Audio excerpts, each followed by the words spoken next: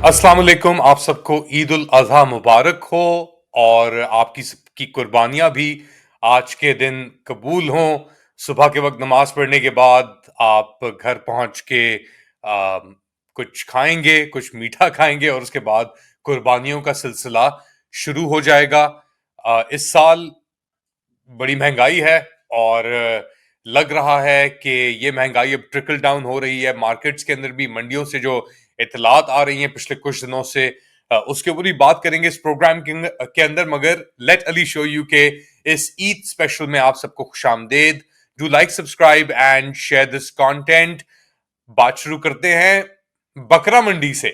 और वहां पे जो पिछले कुछ दिनों में हमने सिचुएशन देखी है, 3 लाख रुपए गाय भी जा रही है, सही है, आपको मिल जाएगी।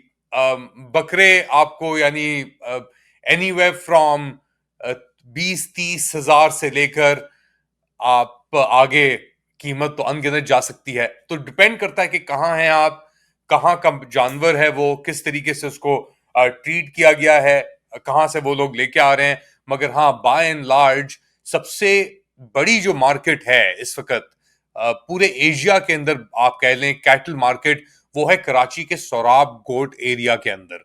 और वहां पे जो कीमतें हैं, आपने एक झलक देख ली कि क्या क्या कीमतें चल रही थी ईद से पहले।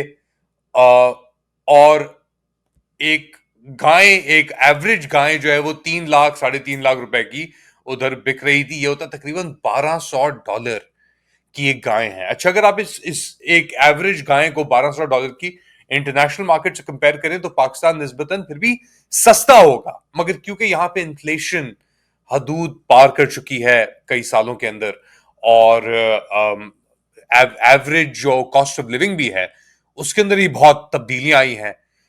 ऑफिशियली तो हुकूमत कहती है कि जी इन्फ्लेशन नीचे आई है, चीजों के अंदर चीजें ज्यादा अफोर्डेबल रही हैं।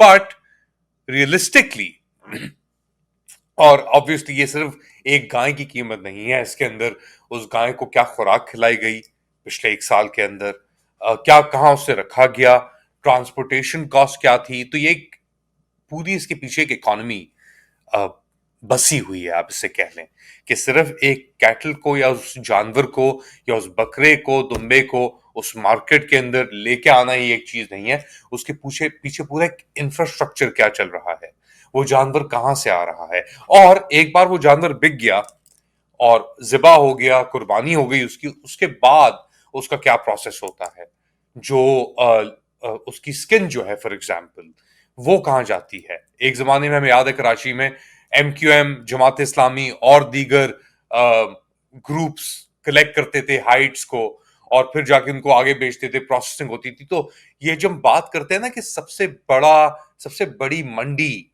बकरों की, बकरियों की, दुम्बों, गायों की पूरे एशिया में, तो उसके पीछे एक इकोनॉमी भी एक चल रही है साथ साथ, प्री एंड पोस्ट। और इसीलिए अब हम देख रहे हैं कि उसके बाद एक मीट एक्सपोर्ट की भी मार्केट चलती है बाय द वे।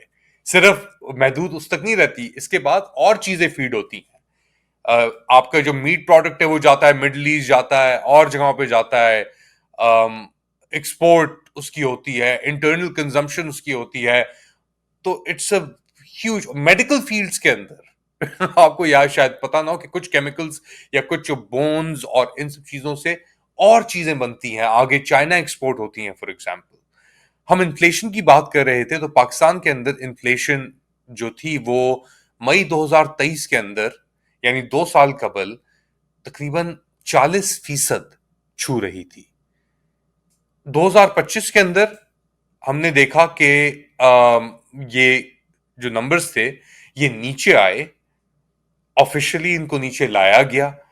और इसी दौरान पाकिस्तान की जो मीट एक्सपोर्ट्स थी 2023 और 24 के दौरान, वो $512 मिलियन तक उन्होंने अपनी सतह टच की, यानी 2023-24 के साल के अंदर। और इसने 20% उसने इंक्रीज देखा पाकिस्तान ने अपनी मीट एक्सपोर्ट्स के अंदर।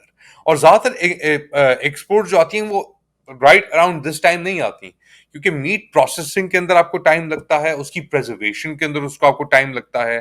तो ये 1,23,000 टन हम बात कर रहे हैं, ये जो आपकी मीट प्रोडक्ट गोश्त जो आप एक्सपोर्ट करता है पाकिस्तान, 1,23,000 टन। अच्छा, अगर आपसे कंपेयर करें ऑस्ट्रेलिया से या और ममालिक से, तो ये मेरे ख्याल से पर कैपिटा थोड़ा कम होगा, बट स्टिल दुनिया के top 10 meat processing export, Brazil for example, वहां पे उसकी जो मकदार है वो कई ज्यादा है। मेरे ख्याल से वो 5 गुना ज्यादा पाकिस्तान से ज्यादा मीट एक्सपोर्ट करता है ब्राजील, मगर उसके पास कैपेसिटी भी बहुत है। फॉर एग्जाम्पल, पाकिस्तान के अंदर ज्यादातर जो मीट कंजम्पशन होती है, गोश्त की जो प्रोड्यूस होती है, वो इंटरनली कंज्यूम की जाती है। और ये अगर आप ब्राजील से कंपेयर करें तो ब्राजील की ज्यादातर जो है वो एक्सपोर्ट ओरिएंटेड इंडस्ट्रीज हैं। पाकिस्तान अपना गोश्त कहाँ भेजता है ज्यादातर? पाकिस्तान अपना गोश्त भेजता है नेबरिंग कंट्रीज, अफगानिस्तान जाता है फॉर एग्जाम्पल, थोड़ा ईरान भी जाता है। मिडिल ईस्ट के अंदर गल्फ कोऑपरेशन काउंसिल के अंदर UAE, Saudi Arabia, Oman, Qatar, वहां पाकिस्तान के एक्सपोर्ट जाते हैं ज्यादातर फीडिंग के लिए। प्रॉक्सिमिटी आपकी ज्यादा है, ट्रांसपोर्टेशन कॉस्ट इतनी ज्यादा नहीं है। इसके अलावा इंडोनेशिया, चाइना और वियतनाम भी पाकिस्तान अपना गोश्त जो है उसको एक्सपोर्ट करता है। तो मीट एक्सपोर्ट्स को लेकर, इन्फ्लेशन को लेकर और ईद के मौके के ऊपर डिमांड को लेकर हम देख रहे हैं कि लाइव स्टॉक की जो प्राइसेस हैं वो ऊपर गई हैं, और 20-20, 25-25 हजार रुपए तक ऊपर गई हैं कुछ एनिमल्स की। और 70,000 रुपए तक ऊपर गई हैं प्राइसेस आपकी। तो अब एक जमाने में जो 25,000 20,000 का आपको एक जानवर मिल जाता था, अब आपको 20-25 हजार का जानवर वहां पे इतनी आसानी से शायद ना मिले। और इसके ऊपर भी एक एक रिचुअल है, एक सालाना आपका आप लगा लें कि फैमिली जाती हैं, देखती हैं, दो दान का बकरा, गाय, ये सब चीजें, उसके बाद उसको घर लेके आया जाता है, उसको उसके साथ टाइम गुजार जाता है जानवर के साथ।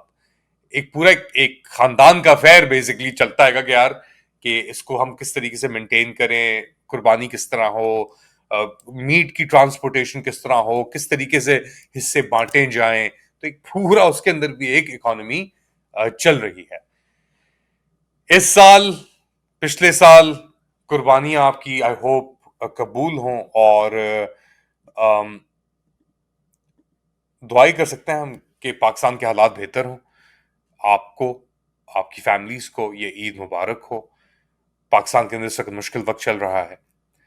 हमारी कोशिशें हैं, दुआएं हैं कि हर ईद एक ऐसा मौका हो कि इंसान बेहतरी के लिए दुआ को हो। अपना ख्याल रखिएगा। अल्लाह हाफ़िज़।